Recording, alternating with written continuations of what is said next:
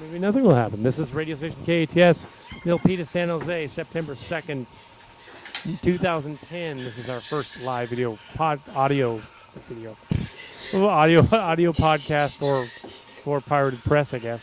We had to call it Plunderer Press because Pirated Press was taken by all the millions of people who thought of pirate stuff. Yeah, to be a pirate, Kal Kat here in the studio with Mark's Cards. And this is Mark's Card, joining the audio twistedness, such as it is. It's basically kind of a rehash of the kind of stuff we used to do back in the day, where we would get out the old and busted, really old video camera, or audio cassette, and just turn it on and yak into it. And fortunately, we've spared you the vast majority of that crap.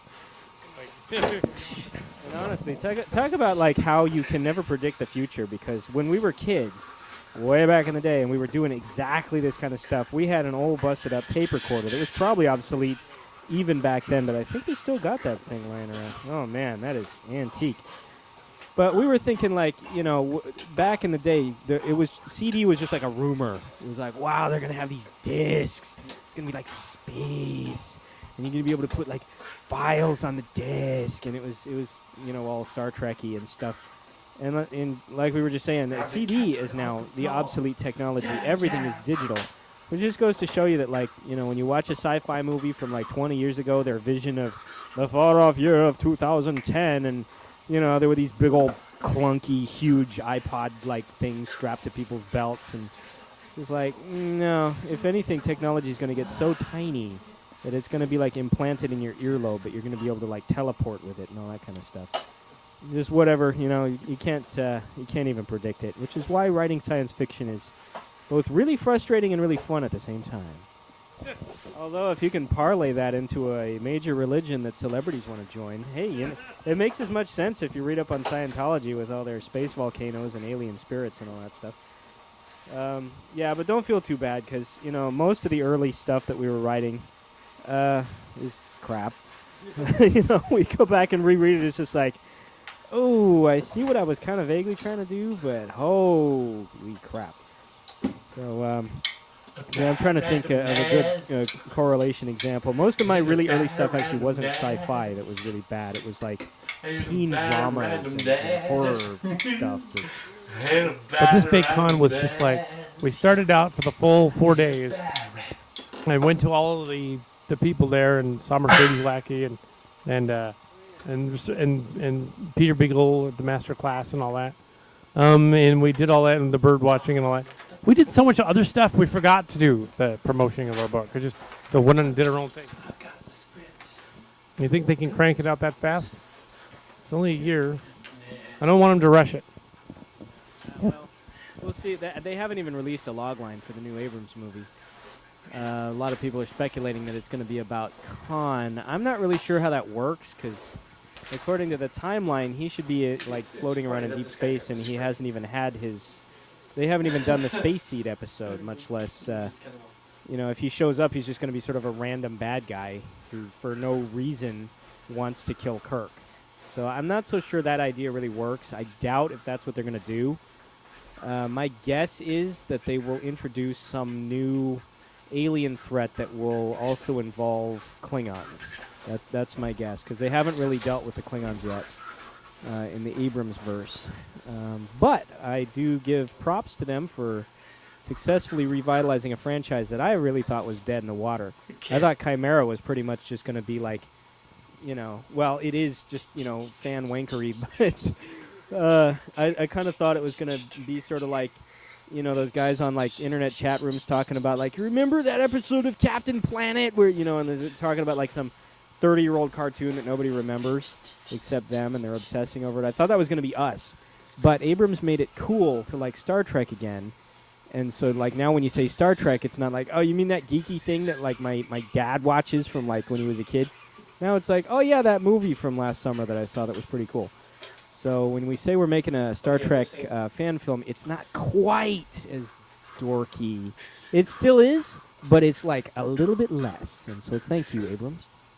Although I really did, I like the way they pulled off the whole like they're young and untested kind of thing in the new movie because I was worried when they announced like okay it's gonna be like kind of like the Academy story that Harv Bennett always wanted to do, and we always thought was gonna be like 90210 in space or something. Fortunately, I noticed the story got them the hell out of Academy real fast.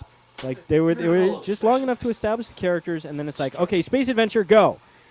Because I think everybody realized, except for Harv Bennett, that nobody wants to see a bunch of whiny Melrose Place snotty teenagers doing science fiction crap.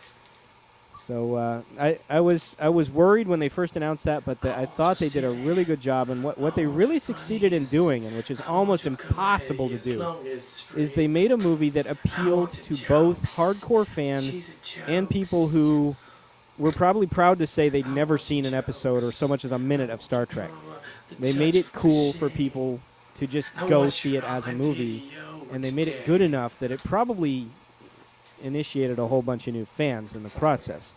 So they actually succeeded in kind of kickstarting the franchise in a way that didn't piss off even the hardline online, like, no, because Captain Kirk told him he wouldn't have worn his lapel that way, those guys. Even they didn't have that much to say. I think everybody was just happy that the movie didn't blow and ruin it for... Because if that movie had sucked, and more importantly, if it had lost money, that's it. No more Star Trek for at least 10 years. When they try to reboot it yet again, and who knows what in the hell they would have done then. But then it would have... Well, it should have been us.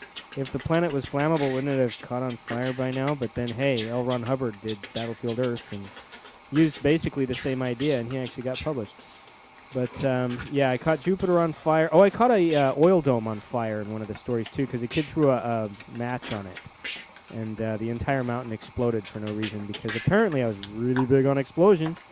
Every story had to end with an explosion, so, hey, maybe I could be like a James Bond writer or something like that. Well, my take on it is that it's like, okay, yeah, in a certain sense, Bay could be said to have been true to the source material in as much as that it was originally for little boys. It was for, 10-year-olds. And our generation, got the Transformers thing, and we had our bowl of tricks and our Saturday morning episode of Transformers. And what Bay did do successfully was make a movie that tapped directly into what a 10-year-old boy thinks is funny. So there was a lot of fart and poo-poo jokes, there was a humpy little dog, and there was a hot booby chick that somehow uber dorky nerd Shia LaBeouf character manages to, like, not only, like, have sex with on a regular basis, but is, like, actually commitment phobic to the point where he's, like, toying with sleeping with other super hot chicks. In the second movie, and it's just like, you know what, dude? Okay, yeah, that's like a 10-year-old boy's kind of fantasy, but is it true to the spirit of the original one, which didn't have any of that crap in it? No. So Michael Bay thinks like a 10-year-old boy. He just thinks like the freaking annoying one that I didn't want to hang out with. So kudos and up yours at the same time, Michael Bay. And I don't think Mark's Cards here finished reading the book either. I love the pretty shirt. He hasn't done any reading. My half-assed excuse. The last book that I finished was for young adults, and it wasn't Distant Destinies. It was a book about owls that I read because the movie's coming out in a couple of weeks, and I wanted to see. I wanted to be able to compare the book to the movie as I, a grown man, sit in a theater full of squalling little children like your creepy uncle and stare at the owl movie, eating milk duds and going, the book was better. No, I'm not going to do that. But I did want to read a book about owls, and because it's like really for kids, basically, I was able to blaze through it in like one day. And Distant Destinies, I am about a quarter of the way through. Blatant Russian analogs, yes. Das vidanya. Of course, see, Star Trek has an excuse because it came out in the 60s, and they really, one, didn't know a whole lot about space, and two, science fiction was, it was the tail end of the golden age with all the space operas and everything, and all you had to do was just pick a star name or something that sounded like a star, That was good enough. People He weren't grabs worried hold about of the thing. accuracy or hard science. And 2, Star Trek has never particularly been concerned about hard science. You know, for all the techno about, Grabs hold of tachyon this. phase inverter field bubble is starting to reverse the polarity, all that stuff that the actors hate to say. Star Trek is really science bullshit, or like science fantasy, really, as much as anything. Interested in making It's that? about the concepts. Every episode has like a self-contained moral imperative that it's trying to get across. The science is just sort of like the frosting on the cake. So it just depends on as you're writing. So like, myself as a sci-fi writer, I'm not really all that worried about being accurate. I'm just making shit up because I find it really tedious to have to be a slave to accuracy. It's like, I got this great idea for this sequence in the story, but I can't do it because there's no actual star in that part of the galaxy where I need it to be. It's like, no, screw it. There's a star there now because that helps my story. So I'm not a hard science guy. I'm science bullshit too, just like Star Trek. It's all about the point that's being made. I will be called to task on that if I ever get published. I'm sure I'll get a lot of angry emails. But you know what?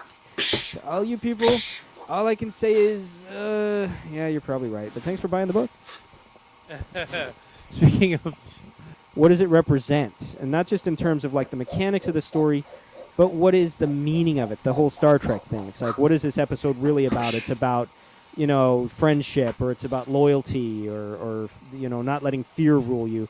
And the sci-fi stuff is just, like I said, the frosting. So that was one of the main things I had to figure out. And I realized my original idea kind of sucked a little bit in that it wasn't nearly ambitious enough. It was a cliche. It was kind of like, oh, for all of that, that's the big revelation at the, okay, whatever.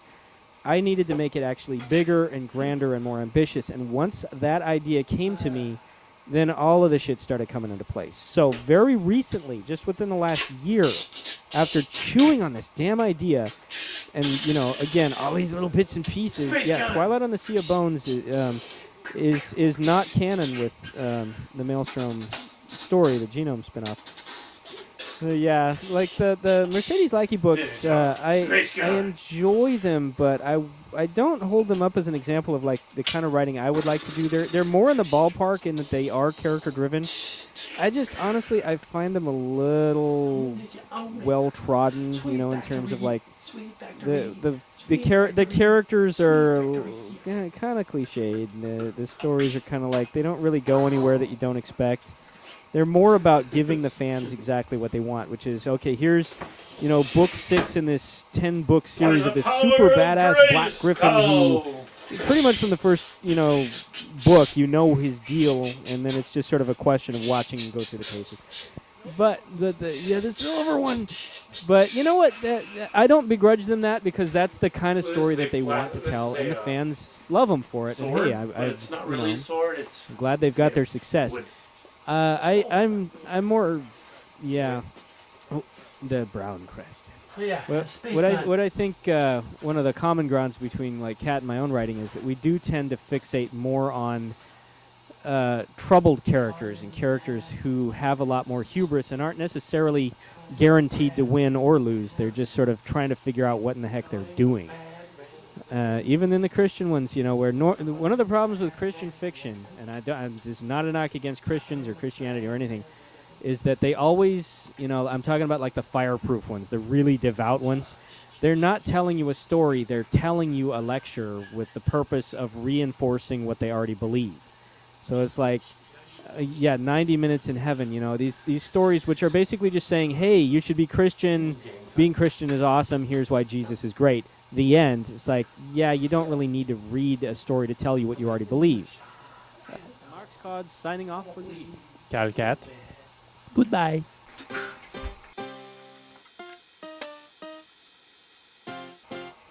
By the power of Grayskull!